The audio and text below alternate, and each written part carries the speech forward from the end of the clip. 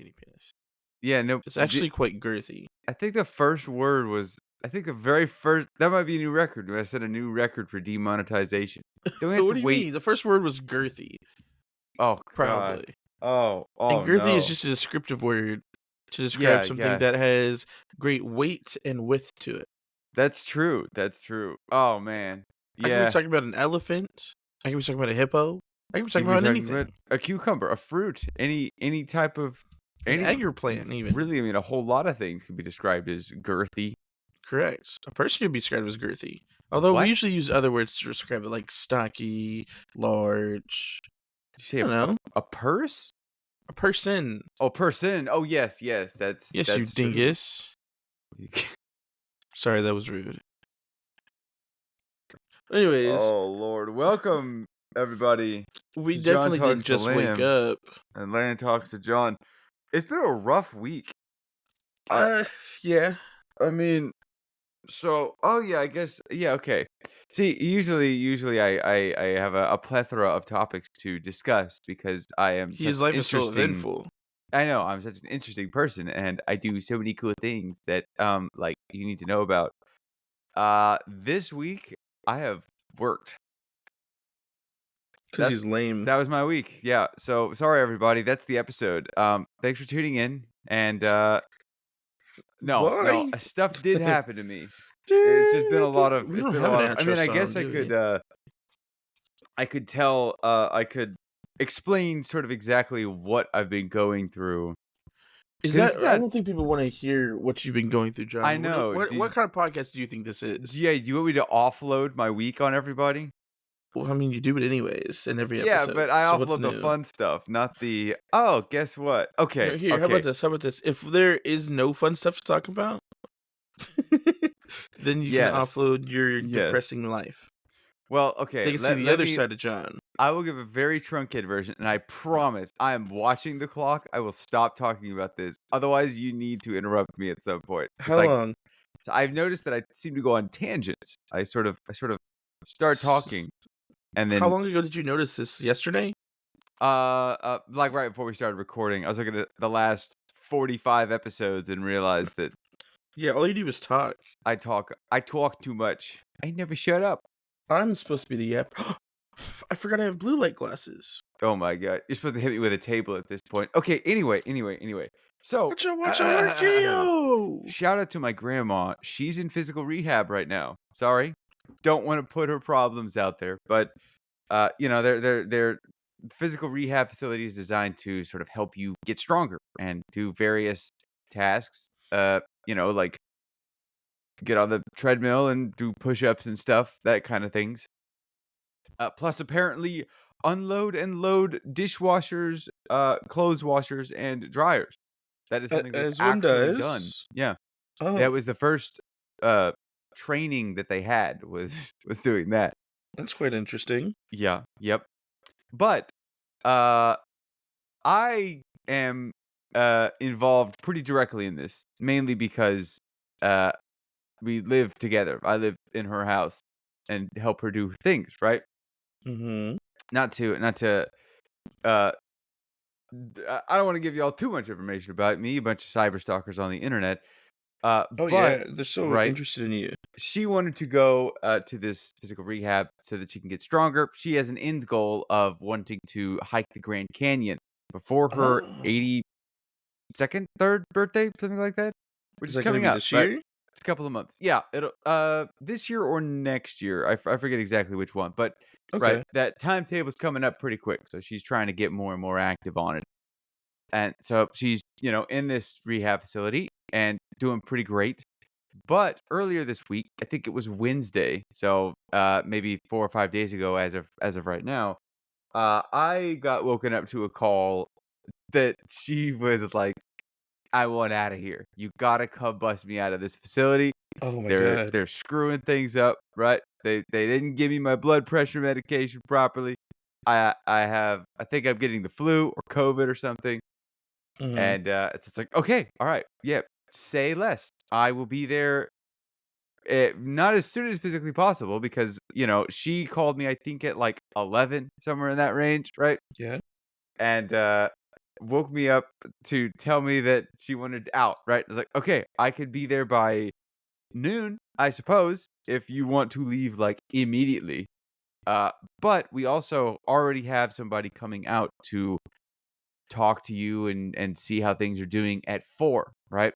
For that day. Mm, So, I managed to convince her that, they needed to get her stuff under control already. So what we would basically be doing is taking her out of the hospital that she was doing physical rehab in and taking her to another hospital to go to the emergency room so that they can get her sorted out. So yeah. in the end, she ended up uh uh staying, till that 4, right? She's like, "Okay," and I was like, "Okay, I will call you at 3 to let you know because it's about an hour drive to get out there."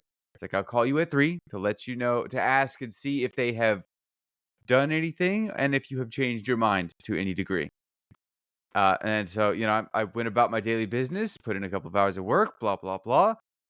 And then at 3, gave him a call. It's like, "Hey, how are things doing? Do you still want to leave? Because I will drive out there right now."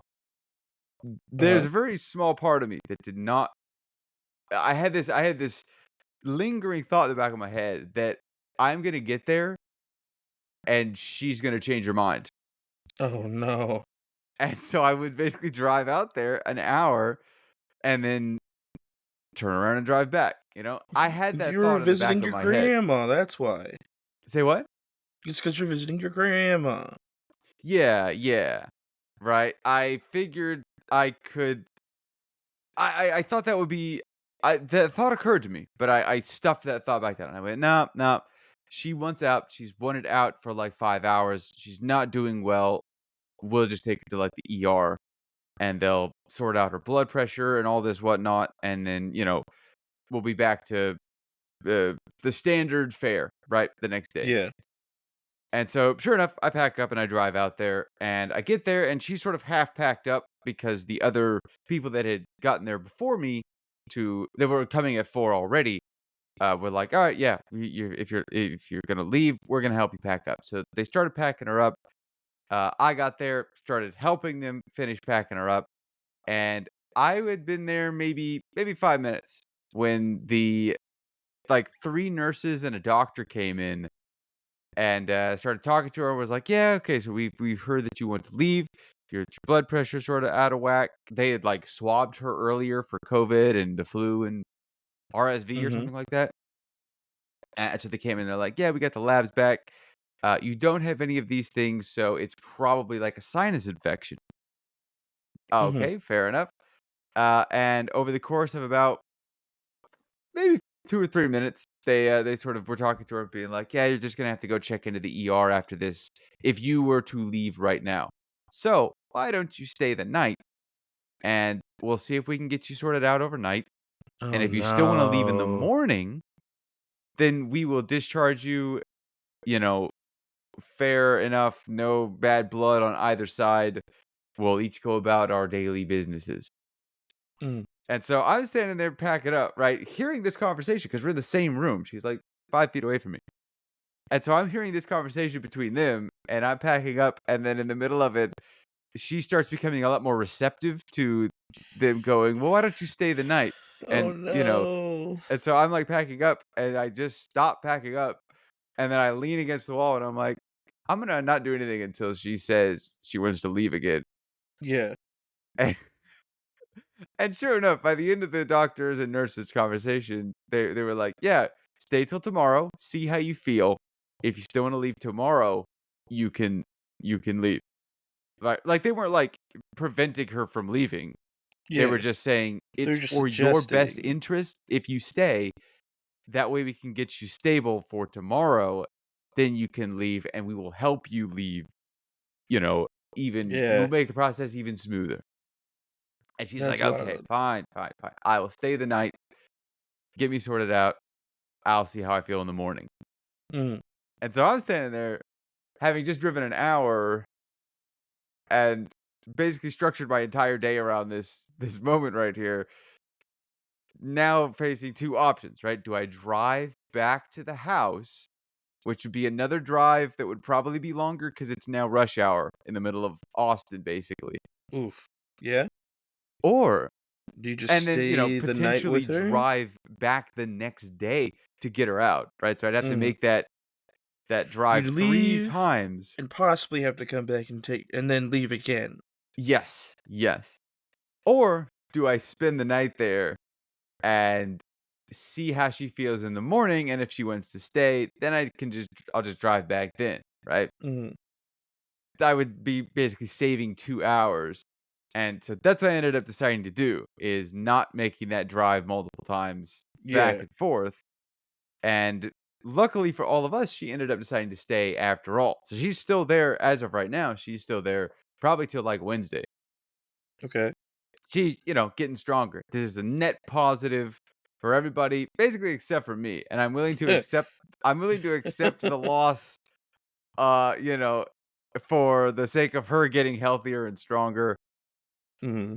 But man, it's hard not to take that 2-hour round trip drive Oh, no. with what makes it worse is that I thought that was I knew that was a possibility. Mhm. It was such a real thought that was in my head for multiple hours that I was like, "Please, something in this 4-hour window of me getting this call and me leaving, please let something happen that makes her want to stay."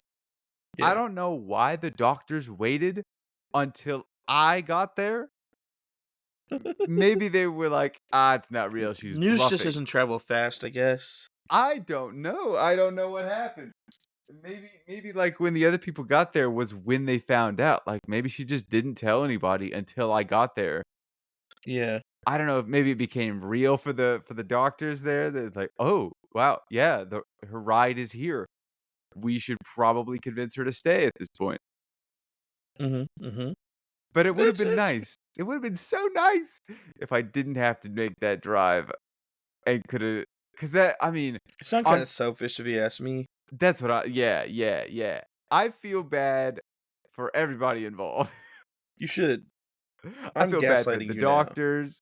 I feel bad for me, mainly because I don't know how many, doctor's offices you've slept in. Doctor's offices, patient Hospital rooms, patient hospital I rooms. Yeah. think maybe 2 in my life. One of them, was in the waiting room, Mm. after one of my friends in high school had a stroke, and we were all just kinda Dang. staying there to support her, and we ended up sleeping in the waiting room, and I slept under a chair. Under a chair? It was not a good time. Yeah, that to put it very in the most plain terms, yeah, it was not a good time. I even had a little bed. It was a little futon you, like, put on the ground. Yeah. I mean, I've slept in a lot of I've lost count, honestly, of the hospital rooms that I've spent the nights in. I have never once gotten really a good night's sleep, and, I have the empirical data to prove it because my Oh my little, god. fitness tracking ring Of course you have that. will tell me it tracks my sleep, but only if I ever sleep for longer than an hour. Because And let me otherwise, guess. some people don't move. I don't move for longer than an hour, like, when I'm working, I'm just sitting there typing on my computer, basically. And I did not sleep. It didn't record any sleep that night because I didn't sleep longer than an hour. Yeah, My that's grandma's up and fair. down during the night. The nurses came in at, I think, 2 or 3 in the morning for some reason to clean the bathrooms and empty the trash. I don't know what they were doing at that early in the morning. Their job, John. They were doing their job. I know, but I just don't understand. I wanted to sleep so bad. At least I did get to, like, work that day, but my day that day was basically wake up, work, and then go and work more, and then not sleep, and then come back to the house and crash out for a couple of hours, and then Not go back to crash work. out. So it was like 48 hours of just not being off. I'm not good at not being off for that long. Yeah. No, you're getting old, you know? Yeah. But do you also remember back in I've probably told this story, but back in college when I spent like 6 months testing my own, internal isolation clock? Yeah, because you're freaking weird. You have Well, problems. I just didn't, like, mind for so long. I when I noticed that there was okay, to briefly recap, I guess, there was a period in college when I didn't get assigned a roommate. So I had a double bedroom, or really a dorm room that is sized for one person that they fit 2 people into. I had that room entirely to myself because there was nobody in that second bed. I kept being told that he was coming, and then he never showed up. So I got to spend it like, it went from being, "Okay, This is well, yeah." before you knew me, right? I think so, yeah, this was, like, year. Because I've only known you since you lived in that apartment.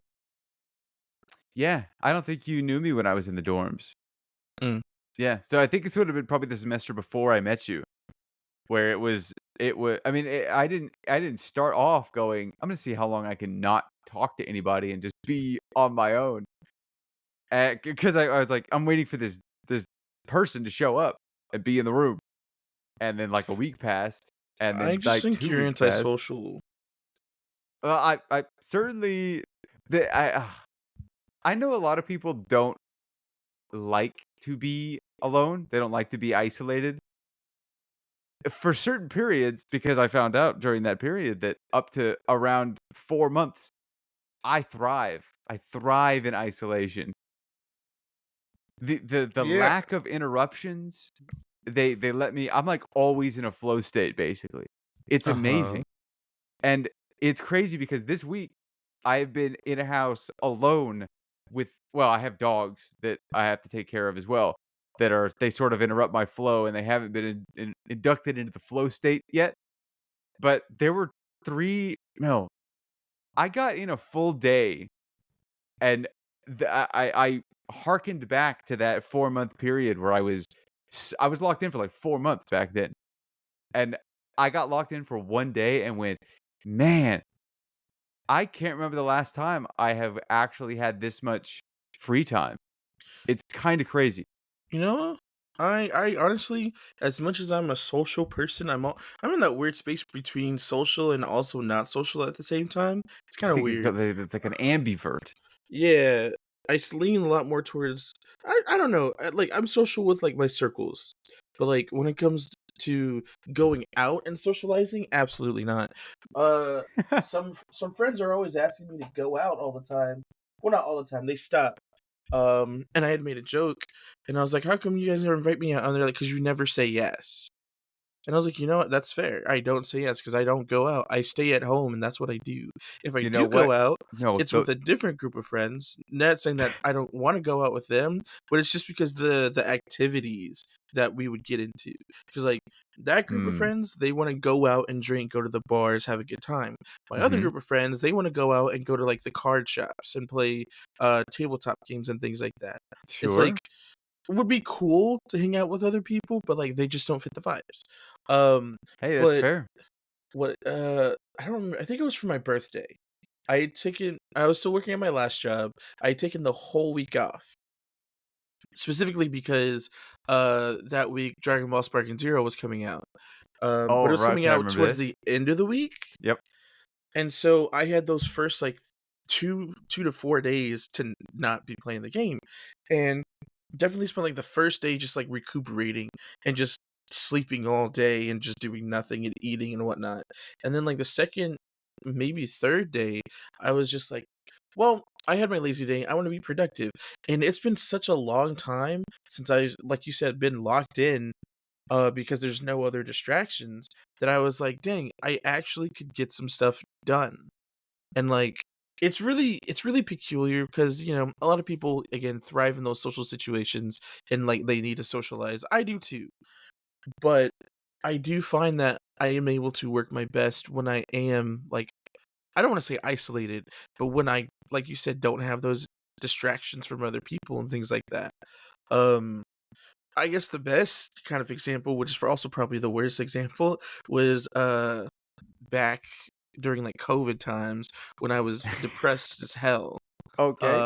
That's when I was able to work on my music because that's all I really that's not all I had to do, but because I had so much free time and I was stuck in my head for so long, it was like, "Dang, all the stuff is flowing together, I can make the stuff work, like, I have so many ideas."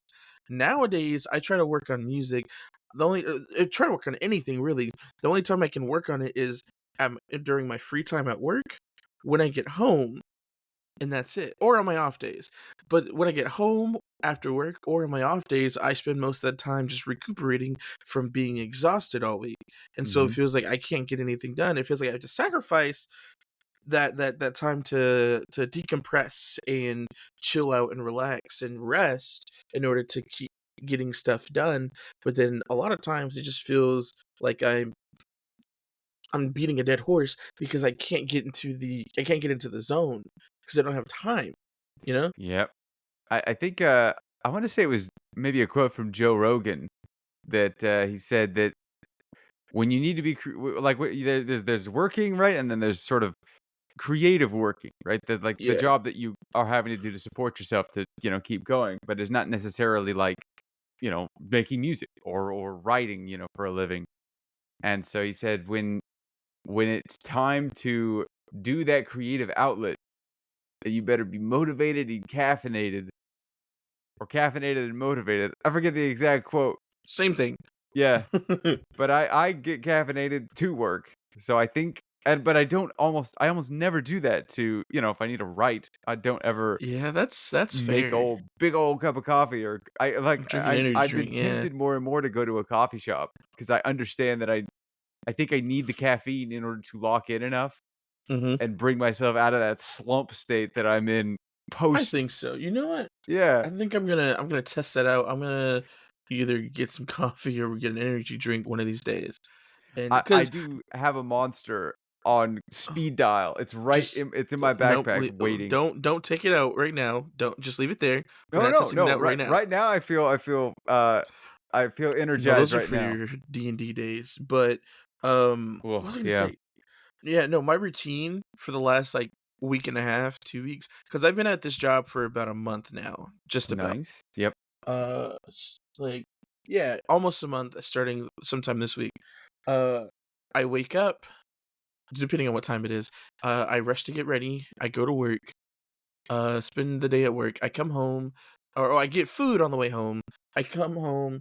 I eat my food. I lay down, and then I pass out for a couple hours. Yeah. By the time I wake up, it's already like 9 or 10 o'clock, and I'm like, "There's nothing. I can't do anything because if I do, I'm gonna be up for several hours. I need to get a decent amount of sleep, so then I can wake up at a decent time tomorrow." Yep. Yep. So then I just resign myself to just laying in bed and just watching TV or something. Because I feel like if I turn on my brain, it's a slippery slope. I won't be going to sleep because I've done it a couple times, and I stayed up. Those specific days, I stayed up till about 3 or 4 o'clock.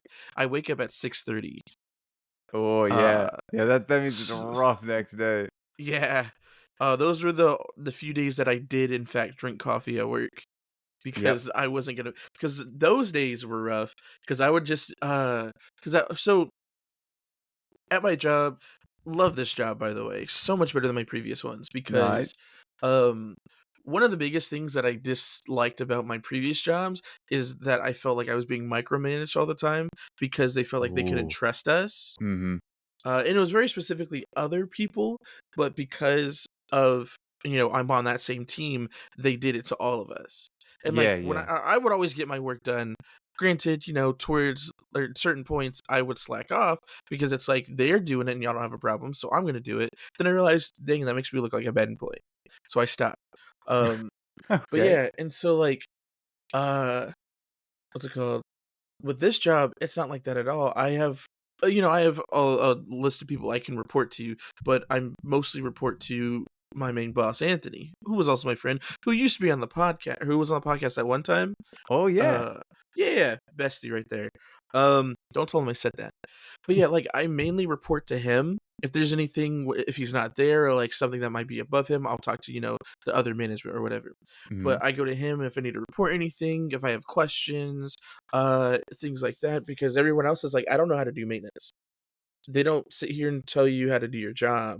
They don't. They'll find me or like message me like, "Hey, can you check out this thing?" or like this thing happened, stuff like that. And I'm like, "Yeah, okay, cool. I can go check it out." That's it. versus the other jobs where they'd be like, "Hey, this thing is going on." And I'm like, "Okay, cool. I'll go look at it." And then maybe 15, 20 minutes later, I'll get a message, "Hey, did you go look at this thing?" "Oh, no, I haven't been there yet." And I'm like, "Oh, well, this is priority because, this thing's happening, or the parents are emailing us and threatening this, or things like that." And it's Ah, like, dude, yeah. yeah, it was rough. Even, like, when I had a direct boss, they would still be, like, hounding us for stuff, and it's like, we also have things that we have to do today, and if we only do the things that you guys tell us to do today, we're not gonna get our stuff done, and then we're still gonna get yelled at, so it's a lose-lose situation for us. Um, but yeah, because this is a newer facility, it was built, I think, 2.5 years ago, so there isn't that many problems outside of, like, structural things of the people who built it and just, like, Oh. appliances and, like, filters and things like that. Oh, yeah, yeah. There's not too many things that are going on all at once, which is really nice. And so because of that, I do end up having some free time throughout the day where I'll find myself just doing busy work, or I'm just kind of wandering, trying to find stuff to do. And so as I do that, I just have my phone out and I'm just writing, because writing's been Nice. my main outlet for my creativity. I think I've talked about this story before. It's the one about the demons and the sister who got kidnapped, stuff like that. Oh, yeah, Uh, the 8-part, now 12-part, something part. so so start off as 4 parts. And now it's officially, unofficially, officially 15 parts.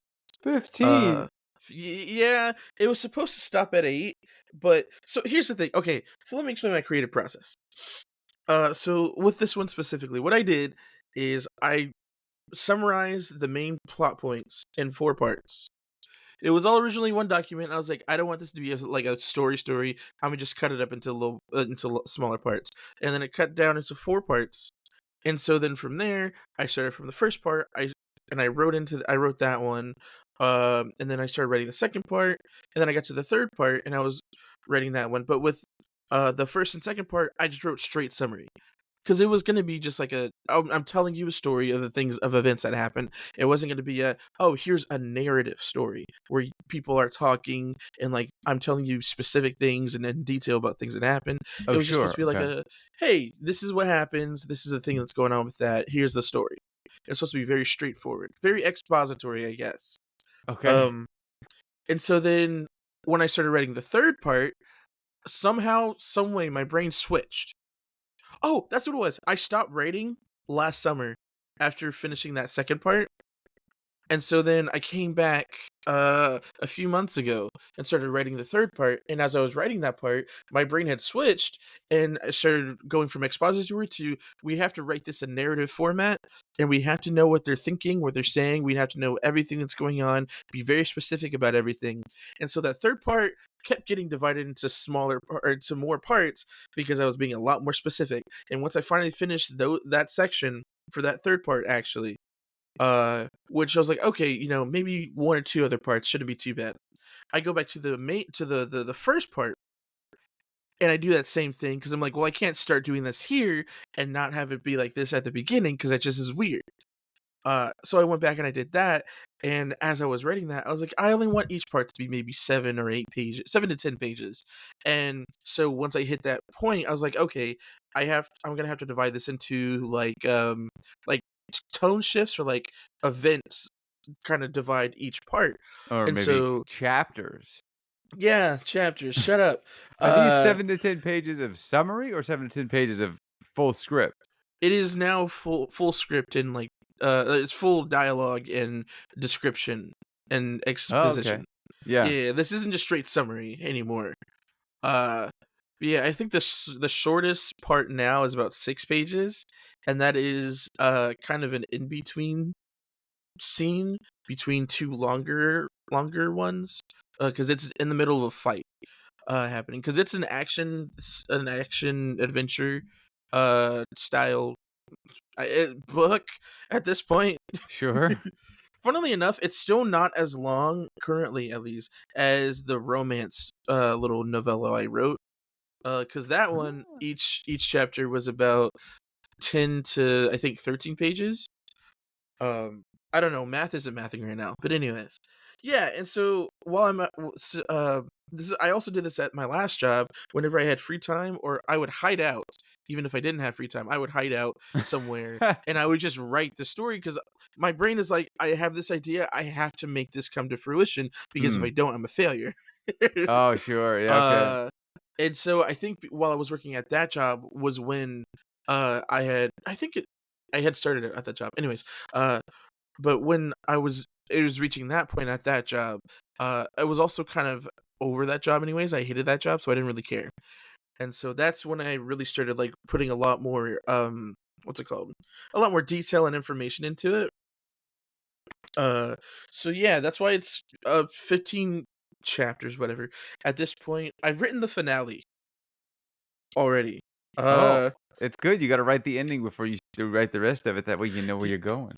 because if I'm being completely honest with you, I had reached like part at that point. It was like part 9, 9 or 10. But Right? it was part 9 and part 10 was supposed to be the end of the story. And I was like, I don't know how to end this story yet. I don't know how I Ah, want this to end. And like so Chris, the person I'm dating, like him a lot.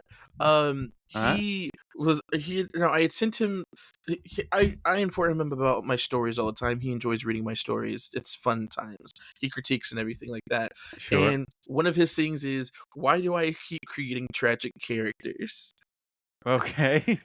Because in all of my stories, all of my good stories at least, something tragic has to happen. I'm like, they have to have a tragic backstory because that's how you build character. And he was like, Yeah. I know. Why do you keep having them have tragedies? Like in That's my character writing 101. exactly in my Dragon Ball OC universe, the main character, poor guy, he loses everything multiple times. Okay, right. Uh, and it's to progress his story as a character. It builds character, you know? Mhm, And mhm. so that kind of happens in this story. The main character, his parents died when they were young. He's a shonen protagonist. God damn it. Uh, and at the beginning of the story, you know, everything's all hunky dory, and then his sister gets kidnapped by demons. Right, yeah. And so the whole arc of the story is him trying to find his sister. But as I was doing research and like I was like, how to write a final battle. And a lot of things that people were saying is do it in like a 3 act kind of structure that shows like different struggles that they face, whether it's internal, external, emotional, stuff like that. And so I was like, Sure. dang, I got to figure out how to do that. And the other big thing that is important to do, to denote, I don't know, to like bring to make come full circle is the main theme, the main idea of the entire story. And so I had to go back and reread everything and be like, okay, what is the main story here? And from there, I kind of restarted rewriting other parts Oh, yeah. The to make cascade things of, flow better. And mhm. then on top of that, I had again, I had finished writing the parts previous. I hadn't touched them yet for a while. And as I'm writing the later parts, I was like, damn, I added this thing, and now that I know that I have to, you know, make things come full circle, I have to incorporate this stuff somehow. And I don't know how. And the thing about me, I love lore and I love writing lore. And Mhm. so it very much easily could have been, oh, here's the story, here's what's going on, that's it. But I was like, it can't be that simple. So here's the story, here's what's going on, but here's some hidden things we didn't know about until later, and here's some things we learn about, you know, through dramatic irony. Right. It's kind of cool. Now we have to make it come full circle, and now that we made it come full circle, we have to go back and make the circle to begin with. Uh, That's definitely one of the more fun parts of world building, is yeah. you put the machine together, and then you get to sit back with monkey wrenches and huck it at the gears, Oh, try and break it absolutely. somehow and make it more difficult.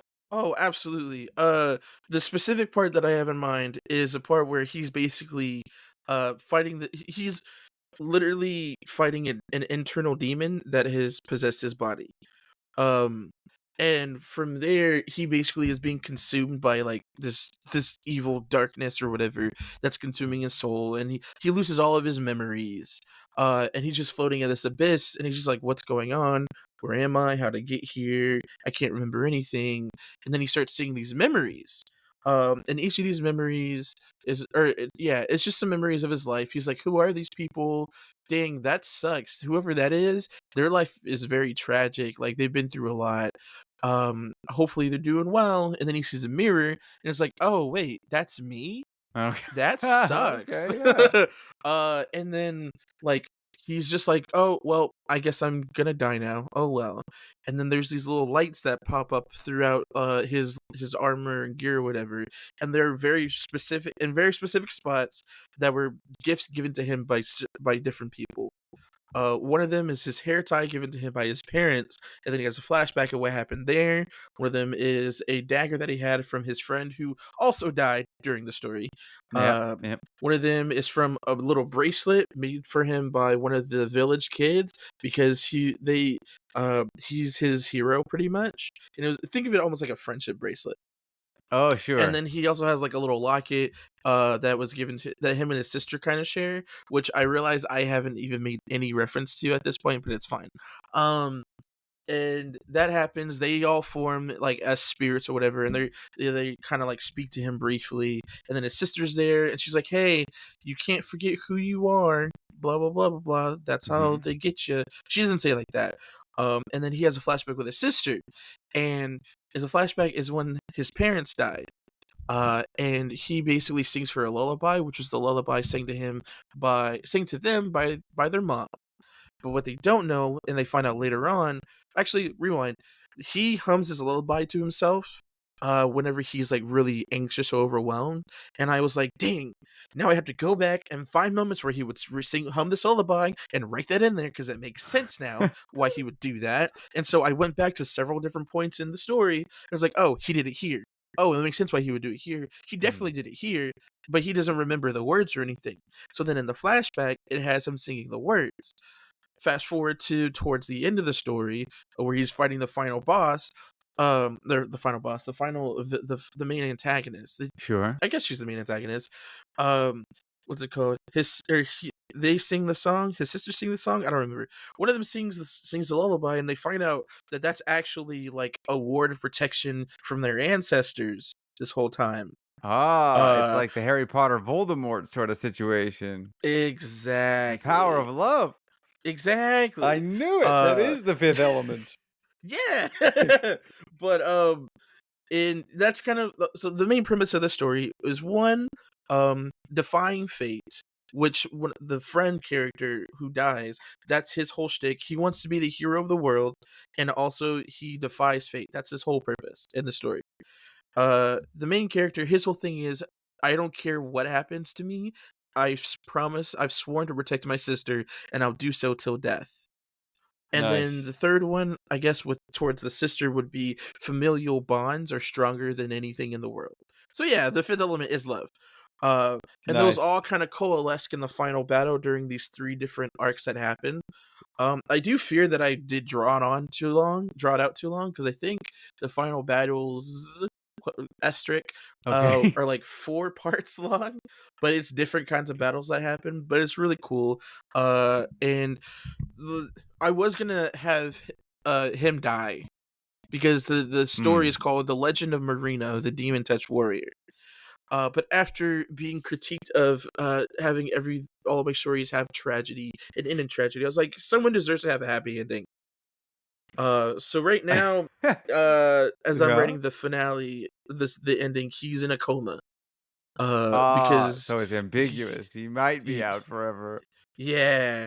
But it's really cool. I'll have to talk to you about it more off screen, or I'll just do a whole podcast where I just explain the story. Yeah, I'll do a I 20 heard minute that 20-minute one. you're letting other people read your stuff and give you critiques. I've been demanding to read stuff for years. You never let me see anything. I can send you my entire Google Drive that has all of my stories in it. I might have access to oh, maybe I have access to that one. So Hold then on. it's you. I don't think it's me. I don't know. Did you tell me about these things? Unless you're hold on. I'll have to look Am for this I later. I know am I just gatekeeping my stories from you? Is that what's going on? something like that. I mean, you've like finished multiple projects and then or you say you finished them and I'm like sick. So now you're going to like send them out and like let people read them and Oh see if you yeah, I need to see what you like mean. revise from here. And you're like, Yeah, no, I don't "Yes." wanna do that. No, I'm kidding. And then you never do. Listen, listen, listen. If you're talking about UJS, that's been on a hiatus for a couple years, okay? Okay, okay, okay. I did Sure, tell sure, myself sure. once I finish this story, that I was just talking about, I'm gonna go back to UJS. Sick. Nice. So hopefully with that, once this is done, I will be not hopefully, I will be going back to UJS because I'll just because I have like not folders, but like playlists for like character playlists, or like I'll go back and listen to the music on my phone, and I have the songs I made for characters and stuff. I'm like, dang, I need to go back and write this again, or like I'll tell people about the story and like things I have planned for it, and I'm like, damn. I need to go back and continue writing this because it's such a big project, and Yeah. I need to make it come to fruition. Yeah. That is goal for 2025. Revisit UJS, send it out to people, get it revised, and then start writing the second draft of the season 1 script. Yeah. I know a lot of writers go to great lengths to set themselves up with, you know, like the proper location and motivational everything around them, for like a Yeah. week, right? They like go to like a lake house and they just sit there and they write for a week. I'm Oh, so sorely tempted to do that. let's go together. I think it'd be a great little like a little mini vacay Yeah. where we get there and then we'd both put in our headphones and lock in and not say anything to each other for a week. Subsist off of Oh, we don't Pop even get to make Tarts. s'mores. It's s'mores. Yeah, we could subsist entirely off of s'mores. You know, S'mores and one of the Monster. for one day, no, we have to before we go, we have to do a podcast, and then after we go, we have to do a podcast. So then Oh, we could we like could see talk where about it. the Yeah, yeah, see how things have shooken out. day one. I'm losing my mind. I don't know I don't know what day it is. Time has no concept here. I set an alarm for when we have to leave. I don't even know when it's going off. I lost my phone 3 hours ago. I swear I can still hear its alarm going off. There's no The power. raccoons, man, they're in the walls. I've been writing the story out on strips of toilet paper. Oh no! Toilet paper and permanent marker. Dear God. That sounds like it would be fun to do though. I know some of my Yeah, friends yeah. in I think May. It's either yeah, I think it's May. Because a lot of their birthdays are in May, they're gonna go on like a camping trip for all the Oh. people whose birthdays were in May. And I'm like, that's pretty cool. They're like, you wanna come? And I was like, I don't get out.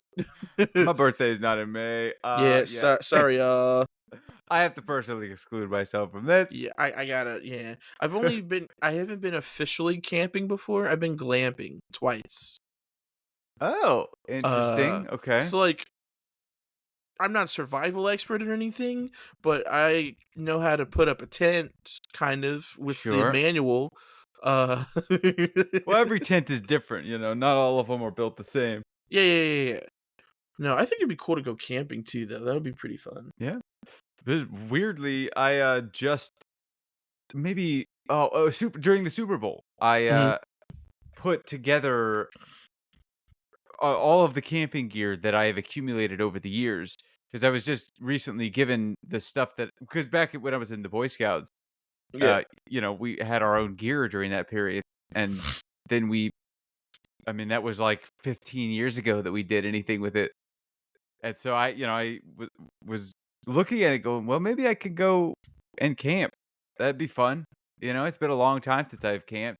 I have yeah. mixed memories. Sometimes it was fun. Sometimes it was like I'd rather be at home playing video games right now.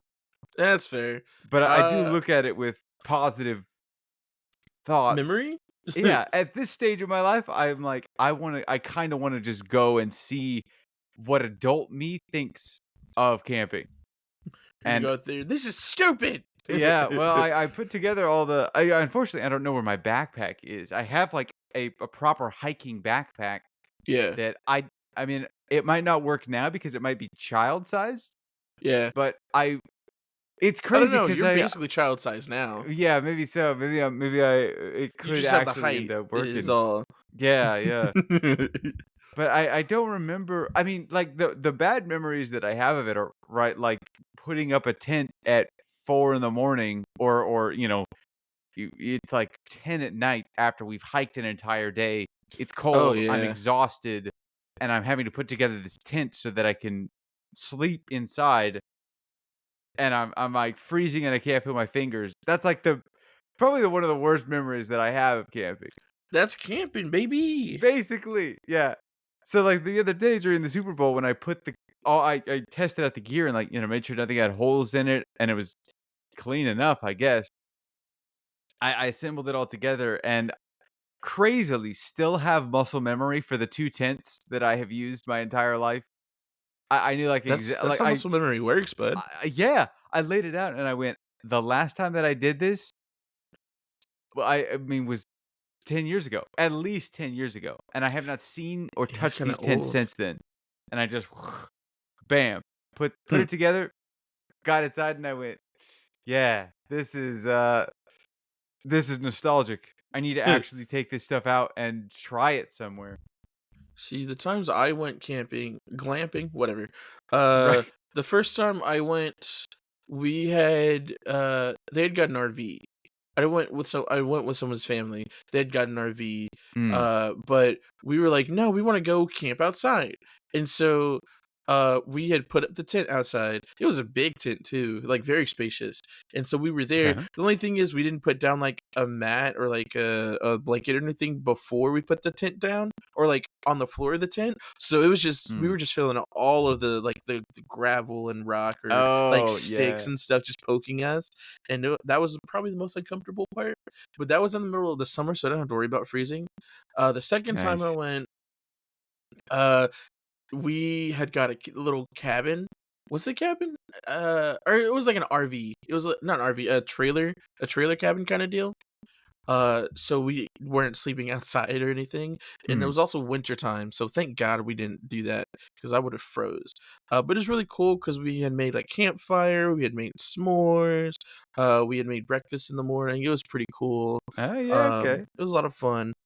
But I think if I want an authentic camping experience, I would like to go in like spring or like fall when it's not too hot or too cold. At least in Texas, yeah. Yeah, in Texas, I mean, because there like are a ton of awesome locations just in Texas alone that I've yeah, I've been to back in the day, and I wanna go again now that I'm old, or yeah. not old, No, you're old. now You that said it I'm the right. age of the people that were in charge of the expedition, Yeah. will be in charge of the You're expedition. the camp counselor. Exactly. Look at me.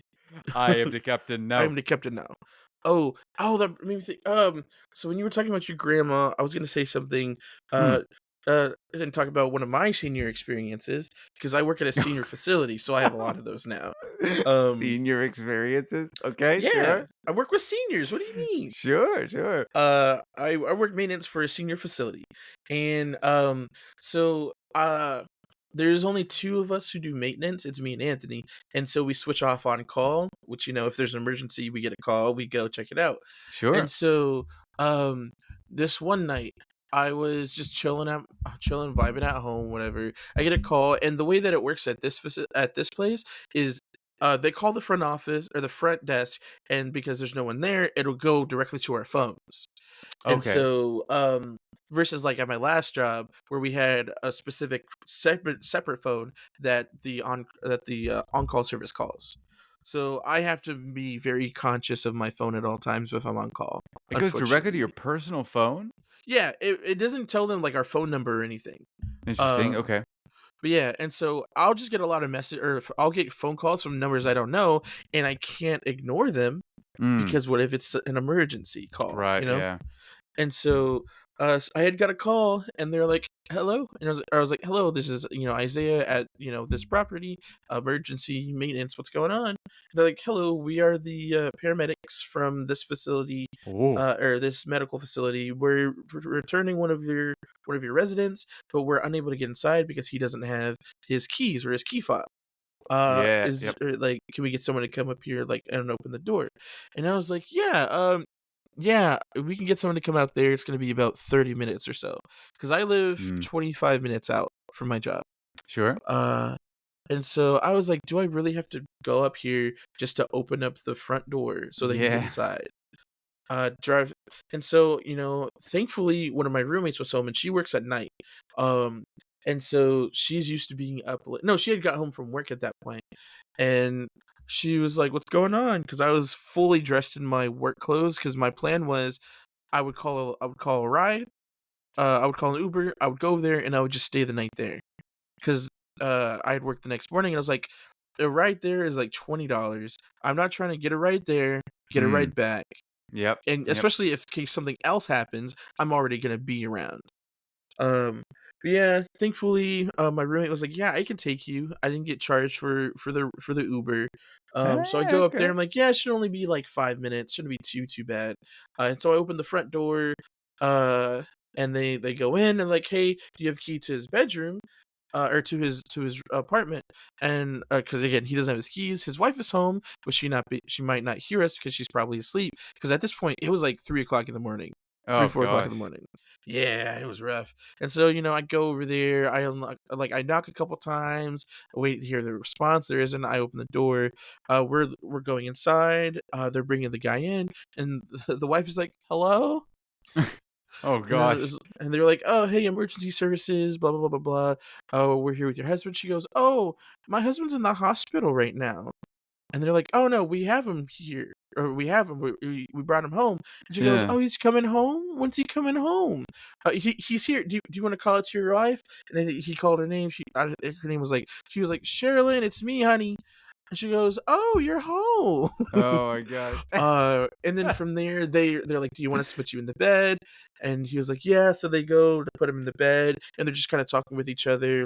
They're kind of explaining to the wife what's going on, and she was like, "Oh, well, you have to tell our son because he needs to know what's going on." Blah blah blah blah blah. And so they call the son, they get him involved, informed, whatever. Mm. And so they put him in the bed, and like, is everything like, are you okay with this? And they're like, he was like, yeah. And so then he turns over to his wife and he goes, "Did I scare you?" And she looks at him and she goes, "No, you didn't scare me." Oh my god. And I was like, that's the old folk love I want to have one day. Yep. Yep. Like, It's a special skill, I think, to be able to interact with. It feels very like the closest thing. I don't know how much experience everybody has with interacting with ADHD people, yeah. but in my experience, interacting with elderly people and people with ADHD are very, very similar. No, They both absolutely. have both types of people have so much stuff going on in their head at any given moment. Oh yeah. And They then because they've lived a lifetime, they have stuff to talk about. They have stories to tell. Oh And if yeah. you're sitting there and willing to actually listen to what they have to say, they'll just tell you because that's happened many times. Uh-huh. Yep. I had went to fix or to replace a water filter for one of my residents, and I did that. It's a quick and easy process, maybe 30 seconds, if you're pretty good at it, up to a minute, depending on how difficult it is. It's not. Sure. Yeah. Uh, and so I did that, and she was just telling me like her life story. She was telling me about the other facilities she's been to and how this is her favorite one. She's never had a problem with us. And she was like, "Yeah, everyone here is super nice, and I can tell that you have a very kind soul." And I was like, "Don't say that to me." Ugh. It's like it's great because it's like I'm dealing with grandmas and grandpas. Oh, nice. And Yeah. everybody gets off that vibe.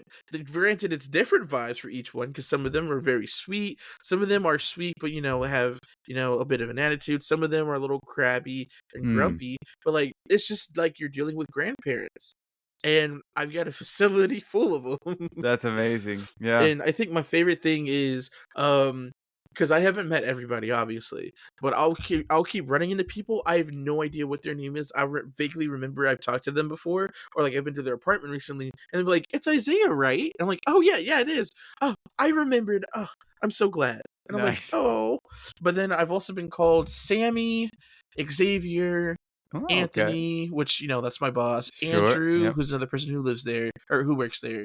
I said Xavier, Israel, and some other names. Okay. Yeah.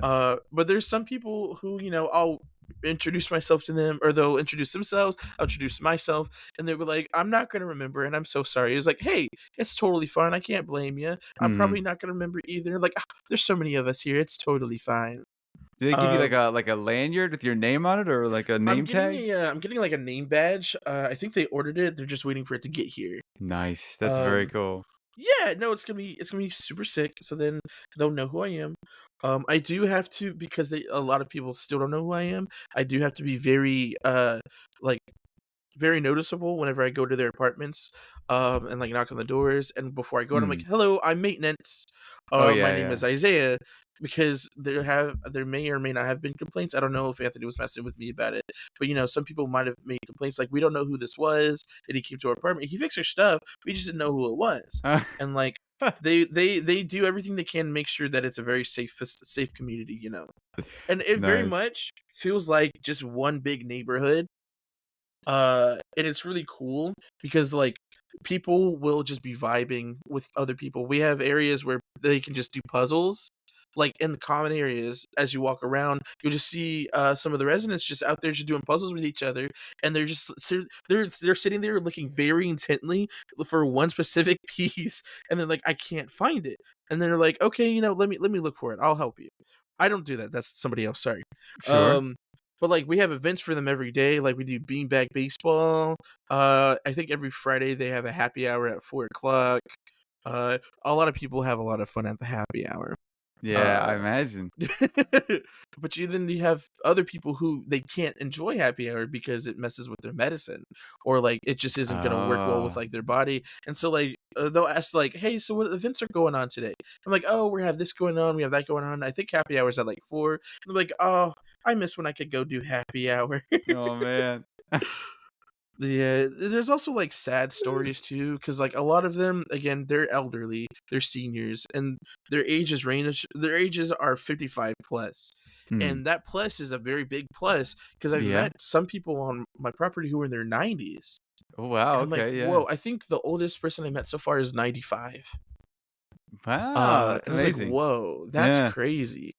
Um, and so, like, a lot of them, they've lived several lifetimes at this point, and then, like, a lot of the people that they knew have passed away, or like their families passed away, their spouses Mm. even. A lot of them, their spouses have passed away. And Yeah, I'm like, yeah. dang, like I hope they're doing good. And they're like, it's fine, you get used to it. And I was like, ah. Oh, yeah. But yeah, I think the scariest thing I do is walk around, I'm like, oh hello, and I'll ask them how's it going, because the response you get could be either really good or really bad. Yeah, yeah, that's very But true. they all try to keep a positive attitude, and they're all pretty understanding for the most part.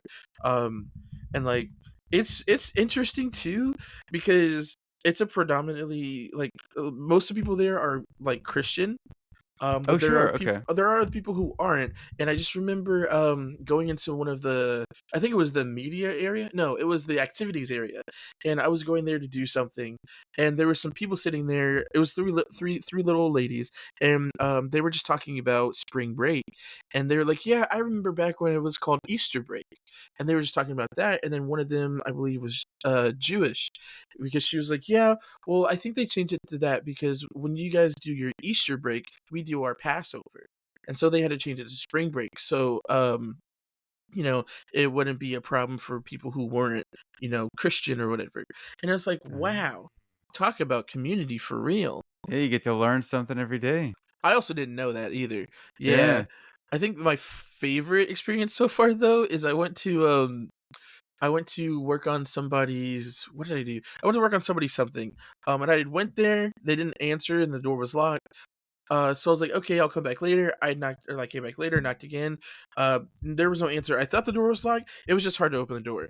I opened the door, and there's a lady sitting there in her chair, in the living room, and she goes, "Oh, who are you?" And I was like, "Oh, I'm maintenance. I'm here to work on, your work order." And she was like, "Oh, okay. Sorry I didn't answer the door. I thought you were my neighbor. I didn't wanna talk to her." And I was like, Yeah, "Oh, yep. okay." And she was like, "Yeah, no, she comes to my place every day after breakfast at 7 o'clock, and I don't like to wake up in the morning that early. So she always wakes me up and it makes me mad, so I just stop answering the door." And I was Nice. like, "Geez." She goes, "Yeah." And she tries to hang out with me all the time, and it's like, I need my own time. Like, give me space. And I was like, Just trying to get in the That's so zone. real." Yep. Uh I think that, and then my other favorite experience is there was another apartment I went to where, I was knocking real loud, there was no answer. I went in and I went to go change her water filter for her fridge, and I as I go inside, I hear a TV on, and it's not in her living room, it's in her bedroom. And I was like, oh, maybe they just left the TV on. As I'm walking in, I hear somebody laughing, and I go, what the heck?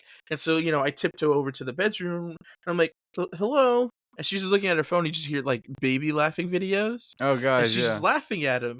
And I'm like, hello, and like I kind of wave my arm. She looks at me. Oh my gosh! Oh, you scared me. I was like, hi, I'm making. And she goes, oh my gosh, I'm so sorry. I don't have my hearing aids in. Oh, Uh, yep, yeah. so she didn't hear me knocking at the door, and she goes, "I promise." She was just sitting in her bed, just lounging, by the way. And she goes, "I promise I'm not sick. I'm just what she said. I promise I'm not sick. I'm just lazy. I've been awake for like 2 hours. I just haven't gone out of bed. Blah blah blah blah." I'm Nice. like, listen, you're totally fine. If it was me, I would be doing the same thing. I get it. She goes, "Yeah. In case you're wondering, this is what retirement looks like." Nice. And then I was like, Yeah. huh, maybe I should retire soon then. And she laughed or whatever. It's fun. There at my job, we like to have fun. Yeah, yeah. Oh, we would be remiss not to bring up, speaking of Christianity, Oh yeah, happy tomorrow. St. Patty's Day Happy St. early. Patty's Day, We everybody. could release this tomorrow. We could. Now it's too much work. Yeah, we could also we owe it to ourselves and the entire world Yeah, to reveal the second installment of Shammie the Shamrock. Shammie the Shamrock. But we need I don't really recall the full situation from last time. I think it I don't know. was There's something about an orphanage. I think. I think well, yeah, According there to was an Grok, orphanage that was burning down. I think this time I we think it need a was new St. Paul was in prompt. there too. Yeah, I Well, think you it was a see, meeting it's a between year later, and we're discussing the history of St. Patty's Day. Have we talked to you guys about Shammie the Shamrock's son? Shammie the Shamrock's son. Uh, Yes. yeah, maybe he's like he's a private investigator investigating the orphanage fires. Yeah. His father went missing shortly after that, don't you know? Oh no. Yeah. I don't know.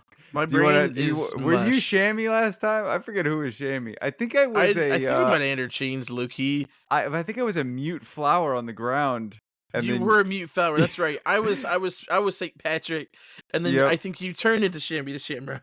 Oh, that's right. I I think that's think what I it was. was. Okay, so Hold on. Hold do on. you Give want me to a be second. Give me a Shammie second. the Shamrock's son, Shammie When Junior? did St. Patrick's Day start? 17th century. Okay. Okay. Okay, so we're Okay. 17th century. You're private investigator Shammie the Shamrock Junior, and I'll be the Somebody. second. Hmm. I'll be the other The police second officer coming of that's there with Christ. you. So you bust Ba-da-dum. in through the front door, sweep aside the police tape, and I turn and go, "Oh, hello there, Shammie Junior. Welcome to the scene of the crime." Good morrow. I don't know. I don't. Is he also Irish? Uh, I think Shammie was, but Oh. maybe Shamrock Junior. Shamrock Junior doesn't have an accent. No, wait. I got you. he All immigrated to America. right. Start over. Yeah, you bust in through the front door. Oh, Shammie the Shamrock Junior. Captain, sir, welcome to the scene of the crime. This place burned down. 10 o'clock on a Thursday. Brunch time. And there's no one around. This is my Hi, Batman voice. fifth orphanage this month. We're running out of buildings. What happened? What's happening to those poor children? Well, they The keep world may moving to never the know. next one. How Then many it burns orphanages do we down. have left? Well, there's only a couple of towns in mid 18th century Ireland here. We're very Shammy, quickly running out. Sham Junior pulls out a book that just not a yearbook, the yellow pages. What is it called? A phone book. I think that's definitely something they had back He then. pulls out the yellow pages of Ireland, Yeah. 1776. Exactly. Also that same year America was born. Um, he pulls out the phone book and he looks at all the names of all the orphanages. There's only three. There's only three left. Those orphanages are gonna get uh overpopulated soon, and then population control is gonna take effect. We don't want those kids to do some kind of battle to the death. Who knows if hold on, let me restart. I had a joke and it's gone. Pulls out a phone book. Uh-huh. There's only 3 orphanages left. If my deductions are correct, one of these has to be the mastermind. You see, if they take out all the other orphanages, only one will remain standing. Therefore, that's the only orphanage. And all the profit. He claps the book closed, and he brushes his trench coat in the wind, and he turns around and he smokes a cigarette, and all of a sudden everything turns black and white. And then you hear the piano, a noir style piano playing. Crime doesn't pay. The bills. Who's going bankrupt soon? I have to go to the bank. And then he takes off to the bank. Wait, Mr. Shammie, sir. We were looking at the people that were involved in this crime. Like you said, there were only 3 of them left. 2 of them are children, but one of them is a 45-year-old Shamrock. Shammie stops in his tracks. Skirt! Impossible. The only other Shamrock that's that's sentient like me is Shammie, the Shamrock. I think so, sir. I think it's your father. He's the one that's been burning down these orphanages. I'm just a humble beat cop, but that's what I think is happening. My father. And then we get a flashback to Shammie the Shamrock at the hospital after Sham Jr.'s born. Sham Jr.? Sham Jr., yeah. Sham Jr.'s born and his dad is holding him and coddling him, and he just looks him in the eyes. And then he goes, honey, I'm going for a walk. And he goes for a walk with a newborn baby. Not a good idea because all the airborne illnesses not good for the soul. Naturally. Also, don't know how the hospital let him just walk out with the newborn baby. Well, I the guess it is hospital's already 1776. Oh no! That's right. As he walks out, it's just like the scene from The Dark Knight and Joker. Yep. Where Joker it's blows up. it's Shammie the Shamrock, Sham Jr., and he just walks out of the hospital. His doors close. We zoom out, and the whole hospital's just. You hear the screams of all the innocent children and their families, all the nurses and the doctors, as Shammie's bar the doors closed. And there's no way for them to escape. Do great things, son. Great things. What? To be continued. The next memory that Sham Jr. has is waking up at the doorstep of an orphanage. Oh, that's our tie-in with the orphanage. Exactly. He wakes up at an orphanage and he's taken in by the dead mother. She raises him well, along with his orphan brothers and sisters. Slowly each one gets adopted one by one, but not everyone. In the end, it's just him and the other sentient plants being the 4-leaf clover. Oh. That's a noir sound, by the way. Yep.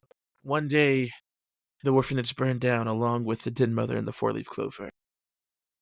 And Sham Jr. vowed to find the culprit and bring them to justice. But how could he have suspected that it would be none other than his own father, Shammie the Shamrock? Poster on the wall of Shammie the Shamrock. Wanted for arson. He walks the streets as it rains. He has his little his trench coat and his fedora on. He's smoking a cigarette. Why, father? We were supposed to rule this world together as father and son. In the name of St. Patrick. The name of St. Patrick. Exactly. He walks up to the most wealthiest orphanage in town. What's it called? Shammie's. Yeah, Shammie the orphanage's orphanage. Exactly. The Orphanage by Shammie the Shamrock. He goes inside. As he opens the door, it rings. It's an employee-owned establishment. Yeah. The orphans own the orphanage. He goes inside. Uh, Welcome to the orphanage. Welcome to Orphanage's orphanage. Are you looking to be adopted? where is he? Who? Shammie the Shamrock. Dun-dun-dun-dun-dun. I'm not supposed to tell you that, sir. He grabs the clerk by the collar. Where is he? Oh my god! He's in the back. He's in the church. He's praying to Saint Patrick. As that happens, the little orphan kids are all watching on in fear, and he walks over to them and he kneels down. Be not afraid, my children, for I will save you from the evils of this world. And then he goes to the Junior's back. just Batman. Yeah. He slaps his brown trench cloak behind him. Somehow there's no wind in there, but his cloak, his trench coat billows. billows in the wind. He goes to the chapel, and kneeling there, praying, is none other than Shammie the Shamrock. Da-da-da-da-da. I knew that one day you'd find me, my child. Father, why? Why must you commit such heinous crimes? I do so at the behest of a higher bidding. The The higher bidding saint, of the one above us all. Father, Saint Patrick isn't real. You know that. How And so can, do I. how can you say such a thing? I met him once upon a time, don't you know? He looks around to see full pill bottles that he has not taken at all for his his dementia. It says anti-hallucination medication. Exactly. Father, I'm here to save you from the evils of this St. Patrick's. I won't allow myself to be saved. He turns around and he has a samurai sword. Oh no! If you won't let me, or we can do this easy way or the hard way. And he pulls out he pulls out a club that has 3 shamrock leaves on it as the heavy parts, as the maces. Father, I don't want to do this. Well, in guess the- who does? Saint Patrick does. And he In the charges. name of, as he charges, in the name of the Father, the Son, and the Holy Spirit, and Santa Maria, I must slay you. And they engage in combat, and it's insane. Their weapons clash. Ching ching ching. Sparks fly. Catches the pews on fire. They begin moving so fast you can't even follow them. All you hear is the clashing of their weapons. No one knew that this would be such an iconic battle. They clash and they both appear. They both breathe heavily. Father, only one of us is leaving here today. And you won't be burning down another orphanage, as the chapel in the orphanage is burning down. You should leave now, before the orphanage burns down atop you. Sham Jr. charges at his father, and he tackles him, knocking away his sword. I forgot where I was going with this. Just have that one, you swipe with the weapon, and then nothing seems to happen for that moment. As his sword is knocked away, it, like, lands on the wall. Suddenly Yeah. he's bleeding from his stomach, cut in half. Oh, he's cut in half. Oh no! I can't believe you cut me in half with a blunt object, my child. Sham Jr. walks up and looks down at him menacingly. This is the power of Saint Patrick, and he pulls off his face, and it's actually Saint Patrick the whole time. Oh, I I can't believe it. All along. Why? Why would you do this to me? You betrayed me, Saint Patrick. I followed your holy teachings my whole life. You speak blasphemy. I'm so Batman. You speak blasphemies. If it weren't for you, I would still have my wife and child. And then it flashes back. So that first orphanage that burned, she was the dead mother and their child was one of the orphans that wasn't actually an Oh, orphan. it's And all revealed. he's returning home to the orphanage and sees it going up in flames. He runs in, barrels through the door, and he finds his child and his wife huddled in a corner, their lungs clearly black from all the smoke they've inhaled. And they look up at him with very, very squinted eyes as they can barely keep them open. And they say, "It was Shammie." Ugh. No! Shammie! You'll rue the day you took them from me. And then We he disguised himself as Sham Jr. all along. steps back into the hospital room where his father's carrying him out. It was me all along. Hospital burns down. We cut back to the present where, oh my god, as St. Patrick as Shammie steps back out of the front of the now burning orphanage, pulls his mask back down. The kids are all outside. That one security guard is fully wet himself, but has protected the kids. This was the last orphanage in town. When are we gonna stay from here? Don't worry. We shall rebuild. As he looks up to the sky and the camera pans into the sky, and you see clouds, shapes of shamrocks, and the credits start to roll.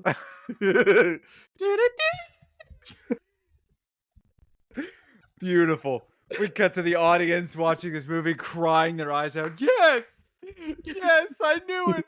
It was beautiful! It's just the actor who plays St. Patrick / Sam Jr. One of my best works. Hollywood's gonna love this one. It was a straight to film video, or straight to VHS video, unfortunately.